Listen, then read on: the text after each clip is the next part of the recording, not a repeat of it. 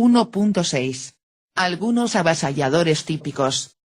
Una vez haya acomodado sus perspectivas de forma que encajen con sus aptitudes reales, tendrá que aprestarse a tratar con los sojuzgadores dispuestos a impedir que cumpla usted sus objetivos.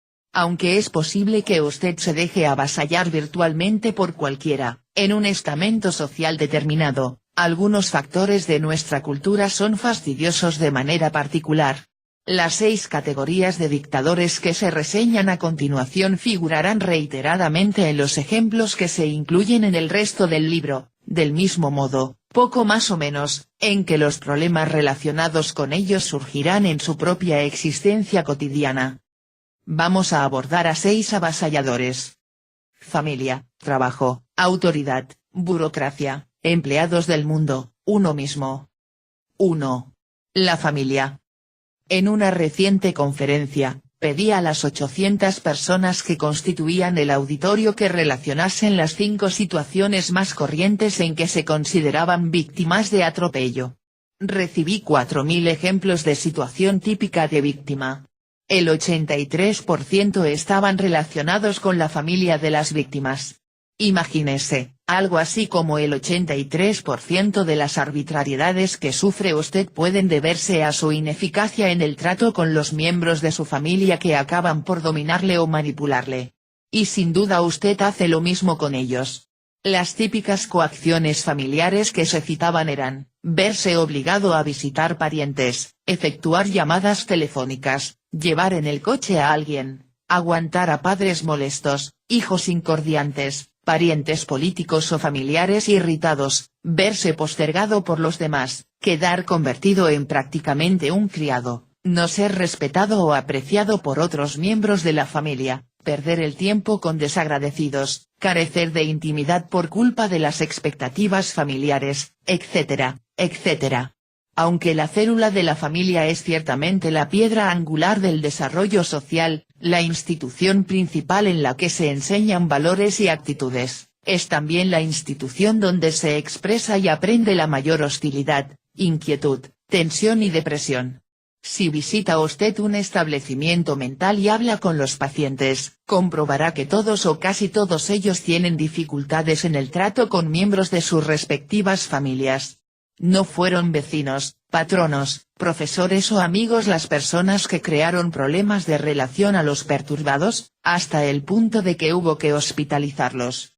Casi siempre fueron miembros de la familia. He aquí un brillante pasaje del último libro de Sheldon B. Kopp, If You Meet the Buddha on the Road, Kill Him. The Pilgrimage of Psychotherapy Patients, si encuentras a Buda en el camino, mátalo. La peregrinación de los pacientes de la psicoterapia. Desconcertó enormemente a los demás miembros de la familia de Don Quijote y de su comunidad enterarse de que el hombre había optado por creer en sí mismo. Se mostraron desdeñosos hacia su deseo de cumplir el sueño que albergaba. No relacionaron el principio de locura del caballero con el aburrimiento mortal de la monótona existencia en aquel ambiente de mojigatería beata. La remilgada sobrina, el ama conocedora de lo más conveniente para cada uno, el obtuso barbero y el ampuloso cura, todos sabían que la lectura de aquellos libros perniciosos que llenaron la debilitada cabeza de Don Quijote, atiborrándola de ideas absurdas, fue la causa de su desequilibrio mental. Kopp traza luego una analogía entre Don Quijote, entrado en años, y la influencia de las familias modernas sobre personas seriamente perturbadas. Su hogar me recuerda el seno de las familias de donde a veces salen jóvenes esquizofrénicos. Tales familias ofrecen a menudo apariencia de estabilidad hipernormal y bondad moralista. En realidad, lo que ocurre es que han desarrollado un sistema elaboradamente sutil de indicaciones para advertir a cualquier miembro que inconscientemente esté a punto de hacer algo espontáneo, algo que pueda romper el precario equilibrio familiar y dejar al descubierto la hipocresía de su supercontrolada pseudoestabilidad. Su familia puede constituir una parte inmensamente provechosa de su vida, y lo será si usted obra en el sentido idóneo. Pero la otra cara de la moneda puede resultar un desastre. Si permite que su familia, o familias, empuñen las riendas de usted, pueden tirar de ellas tan fuerte, a veces en distintas direcciones, que le destrozarán. Eludir la condición de víctima le obligará a aplicar las directrices que propugna este libro, del modo más específico, a los miembros de su familia. Tiene usted que ponerse en su sitio, pararles los pies a los miembros de su familia que creen que usted les pertenece, a quienes usted se considera obligado a defender simplemente a causa de un parentesco sanguíneo o quienes se consideran con derecho a decirle cómo debe regir su vida, solo porque son sus deudos. No estoy alentando la insurrección dentro de su familia, sino apremiándole a que se esfuerce al máximo para aplicar normas de redimido, poniendo todo su empeño al tratar con las personas que serán las menos receptivas a su independencia, o sea, sus allegados, esposa, antigua esposa, hijos, padres, abuelos, parientes políticos y familiares de todas clases, desde tíos y primos hasta miembros adoptivos de la familia. Este amplio grupo de deudos será el que ponga verdaderamente a prueba la postura ante la vida de ente liberado de la condición de víctima y, si sale usted triunfante aquí, el resto será coser y cantar. Las familias resultan tan duras de pelar, porque en la mayoría de los casos sus miembros consideran que se pertenecen recíprocamente, como si hubiesen invertido los ahorros de su vida unos en otros, igual que si se tratara de otras tantas acciones o valores. Lo que les permite emplear el veredicto de culpable cuando llega el momento de ocuparse de miembros insubordinados que se convierten en malas inversiones. Si permite que su familia le tiranice, ándese con 100 ojos para comprobar si utilizan o no el concepto de culpabilidad a fin de que se mantenga dentro del orden y siga el mismo camino que siguen los demás. A lo largo de este libro se dan numerosos ejemplos de eficaz conducta de antivíctima familiar. Debe armarse usted de la resolución de no permitir que los demás le posean, si va a enseñar a su familia la forma en que quiere que le traten. Créalo o no, al final captarán el mensaje, empezarán a dejarle en paz y, lo que es más sorprendente, le respetarán por su declaración de independencia. Pero antes, querido amigo, procure estar sobre aviso, porque le advierto que intentarán todos los trucos imaginables para conseguir que usted siga siendo víctima de ellos. 2. El trabajo. Aparte de las coacciones de la familia, es harto probable que se sienta avasallado por las exigencias de su trabajo. Jefes y patronos suelen creer que las personas que trabajan a sus órdenes han cedido automáticamente todos sus derechos humanos, para convertirse en objetos. De modo que muy bien cabe la posibilidad de que en el trabajo se sienta usted manipulado e intimidado por el personal supervisor o por ordenanzas y reglamentos interiores.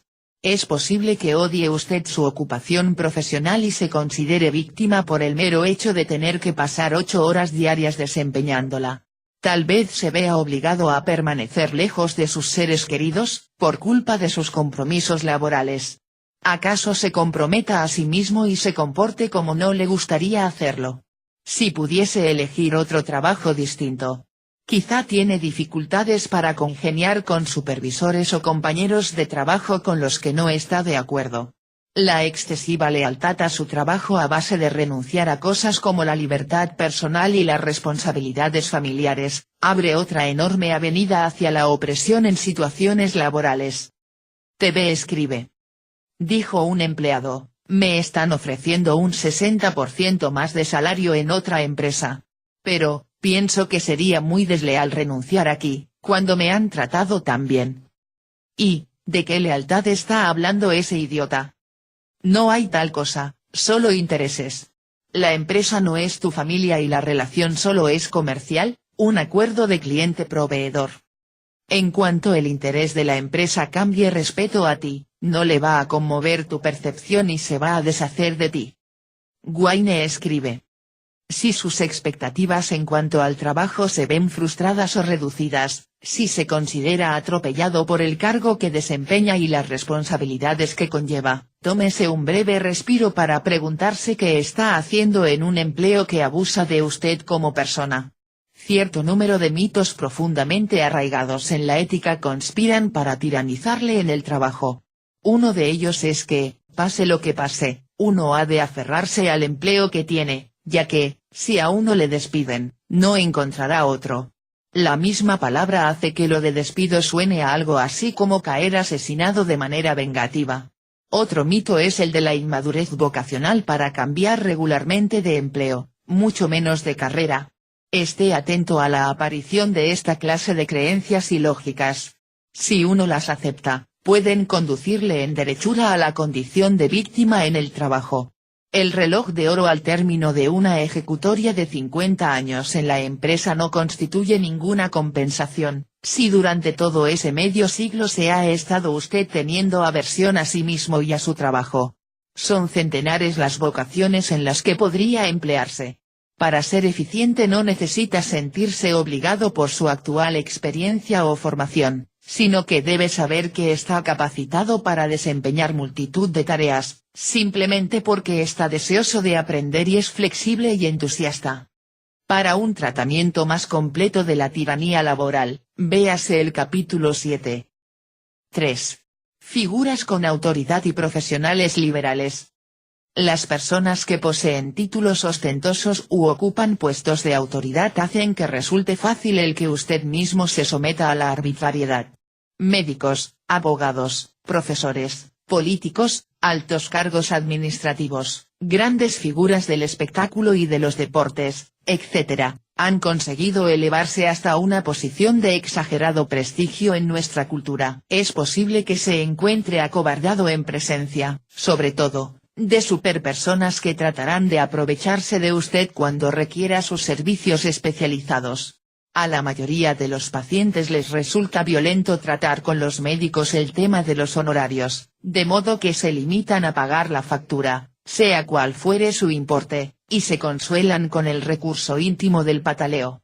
Muchos afrontan operaciones quirúrgicas innecesarias, porque les avergüenza demasiado la idea de solicitar el diagnóstico de un segundo o un tercer cirujano. El desagradable síndrome de víctima vuelve a presentarse.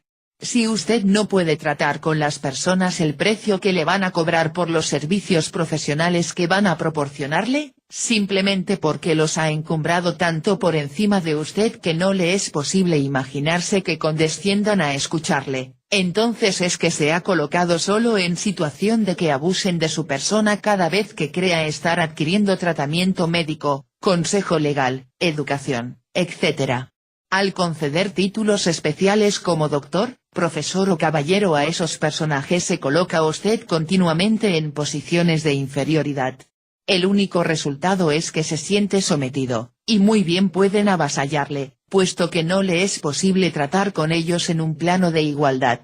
Si quiere eludir las trampas victimarias que utilizan las figuras con autoridad, ha de empezar por considerar a esas figuras como simples seres humanos, no más importantes que usted, que realizan tareas para las que se han cualificado tras mucho estudio y por las que, en consecuencia, reciben altos honorarios. Recuerde que si ha de elevarse la importancia de alguien, es la de la persona a la que se sirve, la que paga el flete. No se puede conceder a otra persona una estima más alta que la que se otorga uno a sí mismo y esperar que le traten como un igual. Si a usted no le tratan como un igual, es una víctima obligada a mirar con respeto al interlocutor, pedir permiso, aguardar en la cola, confiar en que el supervisor le trate con benevolencia, en que alguien que no está dispuesto a discutir sus honorarios se abstenga de cobrarle más de la cuenta, de engañarle, o le atienda con impaciente aire protector. Pero todo esto ocurre porque usted permite que suceda. Las figuras con autoridad o los profesionales liberales importantes le respetarán si usted les exige respeto y, aunque los trate con la debida cortesía que requiere su competencia profesional, no reacciona usted nunca con temor hacia su estatus superhumano ni permite que le avasallen de cualquier otra manera. 4. Burocracia. En Estados Unidos, y en cualquier país moderno, la maquinaria institucional es un opresor gigantesco. La mayoría de las instituciones no sirven demasiado bien al público, sino que lo utilizan de diversas formas altamente despersonalizadas. Particularmente abusiva es la burocracia monopolista del gobierno y de las empresas de servicio público no comerciales, por ejemplo. Organizaciones como estas son monstruos complejos, de múltiples tentáculos, con infinidad de sistemas y formulismos, departamentos y empleados a los que el asunto les tiene sin cuidado o, si les importa, se ven tan impotentes para solucionar las cosas como las personas a las que tratan de servir. Ya sabe lo complicado que puede ser el intento de renovar un permiso de conducir o pasar un día en una oficina judicial de tráfico. Probablemente haya efectuado todos los trámites de una evaluación fiscal que duró meses o años e implicó la intervención de una serie inacabable de niveles burocráticos, para enterarse, al final, que no tenía usted la menor probabilidad. Ya sabe lo que cuesta lograr que se corrija un error en el recibo de la luz o del teléfono, por mucho que la equivocación salte a la vista.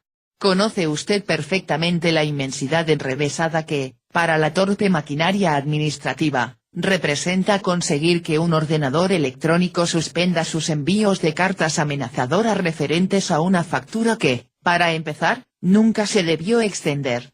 Es posible que haya sufrido también la experiencia de las larguísimas colas en las oficinas de desempleo, la falta de consideración de los funcionarios, las preguntas idiotas, los interminables impresos que han de rellenarse y presentarse por cuadruplicado, todo ello sin que se tenga en cuenta para nada lo que está usted soportando como ser humano.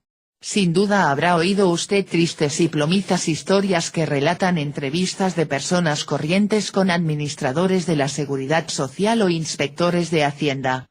Tiene noticia del funcionamiento de nuestro glorificado sistema judicial, que tarda años en dictar sentencia en casos tan sencillos como los de divorcio, y está usted enterado de hasta qué punto pueden mostrarse desapasionadas las personas con las que tenga que tratar a causa de un simple quebrantamiento de algún artículo del Código de Circulación. La burocracia de nuestro mundo puede resultar mortífera para los ciudadanos que se apresten a manejarla. Sin embargo, la llevan ciudadanos que, por algún motivo, adoptan personalidad burocrática en cuanto toman asiento detrás de la mesa de despacho. Uno puede poner en práctica determinadas estrategias frente a los grandes verdugos erigidos en burocracia, pero la propia burocracia es extraordinariamente difícil de cambiar, por no decir imposible. Uno tiene que extremar de veras su vigilancia, si quiere eludir las rechinantes mandíbulas. La estrategia más efectiva consiste en abstenerse siempre que sea posible, que no deja de serlo, de participar siquiera en las maniobras tiránicas de la burocracia. Hay que comprender que muchas personas necesitan ligarse a instituciones a fin de sentirse importantes. En consecuencia, uno nunca debe dejarse dominar por la cólera. Ha de considerar sus relaciones con esos organismos como duelos que no tienen nada que ver con uno. Henry David Thoreau propugnaba, sencillez, sencillez, sencillez. Le aconsejo que deje sus asuntos como están, que no haga una montaña de un grano de arena. Pero los monstruos que nuestra sociedad ha creado en nombre del servicio al pueblo distan muchísimo de ser cosa sencilla.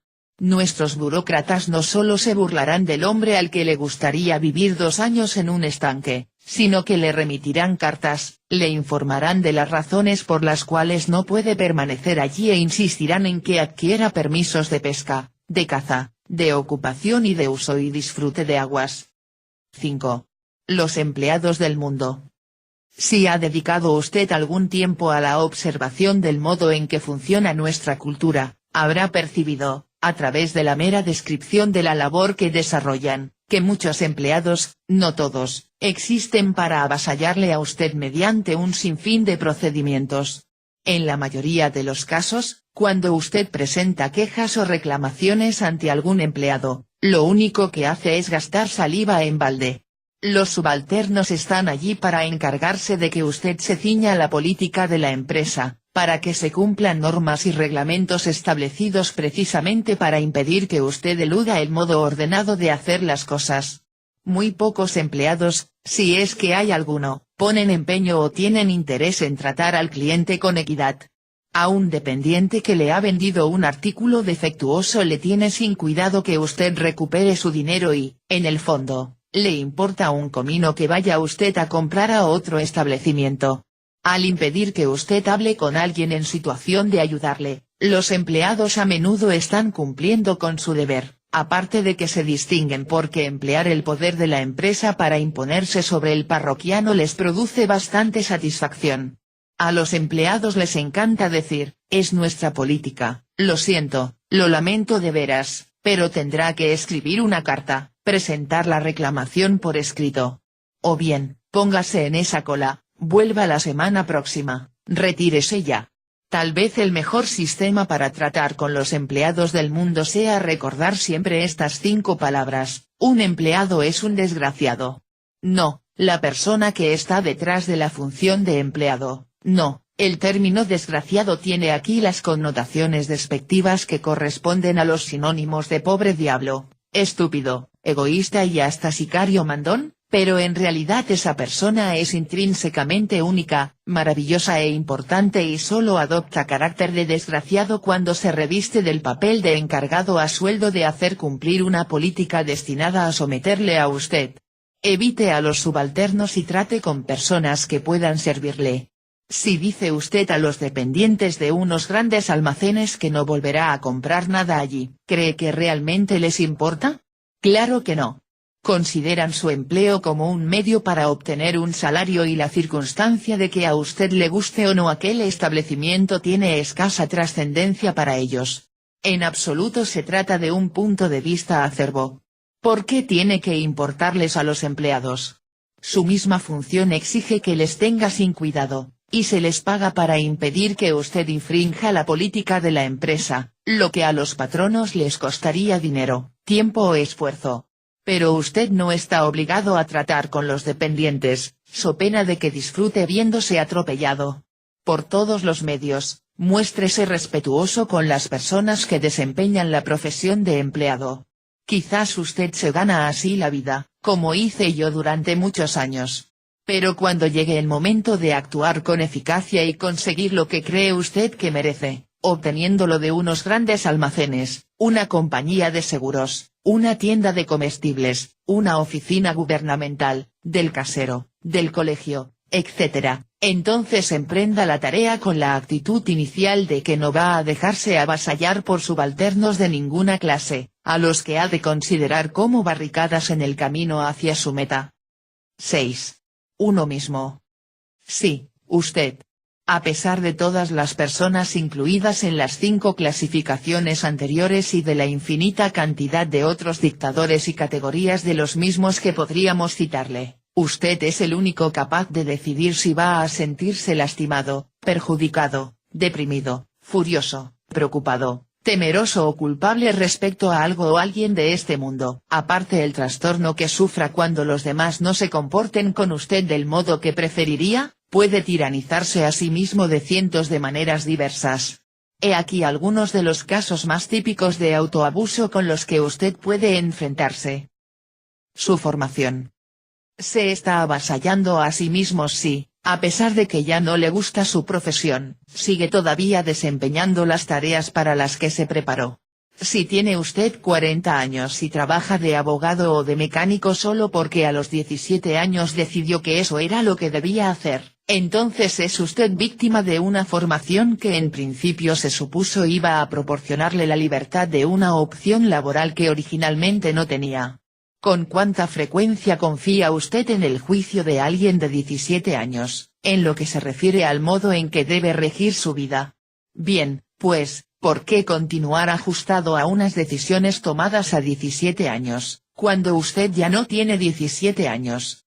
Sea lo que desea ser hoy. Adquiera una nueva formación, si no es feliz consigo mismo ni con su trabajo. Su biografía. Puede usted ser víctima de su propia historia si hace cosas de determinada manera simplemente porque siempre las ha hecho así, por ejemplo, si está casado. Si se mantiene en el matrimonio solo porque ha invertido en él 25 años de su vida, aunque hoy se siente desdichado. Es posible que resida en algún lugar simplemente porque siempre vivió allí, o porque sus padres vivieron allí. Quizá tenga la impresión de que va a perder una parte de su vida si se aleja de una gran parte de su pasado. Pero haya sido usted lo que haya sido hasta la fecha, eso ya pasó. Si aún consulta lo que hizo en el pretérito para decidir qué puede o qué no puede hacer actualmente, es muy probable que esté cometiendo arbitrariedades contra sí mismo por el procedimiento de excluir reinos enteros de libertad presente solo porque nunca dio un rodeo para disfrutar de ellos en el pasado. Su ética y valores. Cabe muy bien la posibilidad de que haya adoptado usted una serie de creencias éticas que le consta no dan resultado en su caso y que trabajan innecesariamente en contra suya, pero que de todas formas sigue acatando y cumpliendo, porque definen qué es lo que ha llegado usted a esperar de sí mismo. ¿Acaso esté convencido de que debe excusarse por hablar o pensar en sentido contrario? O tal vez crea que mentir siempre es malo. Puede que haya adoptado alguna ética sexual que le impide disfrutar de su sexualidad. Sea cual fuere el caso, nada le impide examinar su postura moral, sobre una base regular, y negarse a continuar sometiéndose a sí mismo mediante el mantenimiento de unas creencias que sabe que no le resultan. Su conducta hacia su cuerpo. Puede alcanzar un alto nivel de autodestrucción respecto a su cuerpo y convertirse en la víctima definitiva, un cadáver. El cuerpo que tiene es el único que siempre tendrá, por lo tanto, ¿a qué viene hacer cosas que no son saludables, atractivas y maravillosas? Al permitir que su cuerpo engorde, comete usted desmanes contra sí mismo. Al consentir en que su cuerpo se haga adicto a pastillas tranquilizantes, al alcohol o al tabaco, se convierte usted eficazmente en víctima autoexplotada.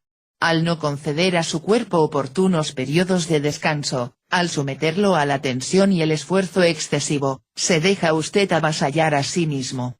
Su cuerpo es un instrumento poderoso, bien templado y altamente eficaz, pero usted puede maltratarlo de mil formas, simplemente desestimándolo o alimentándolo con comestibles de baja calidad y sustancias que lo envicien, con lo que, a la larga, lo destrozará.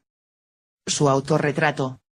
Como ya hemos visto en relación con sus aptitudes, su propia autoimagen puede contribuir a que usted resulte avasallado en la vida.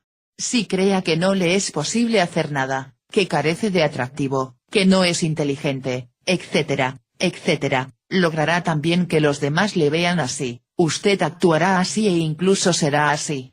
Laborar en pro de una imagen saludable es de importancia decisiva, si va usted a evitar la condición de víctima humillada, con reacciones tan previsibles como la que se produce cuando el médico le golpea la rodilla con un martillito. En conclusión, si emplea la imaginación, encontrará innumerables sistemas para abusar de sí mismo. Pero si aplica la imaginación de forma constructiva puede, de igual modo, descubrir los medios adecuados para eliminar su condición de víctima. A usted le corresponde decidir. Fin del capítulo 1.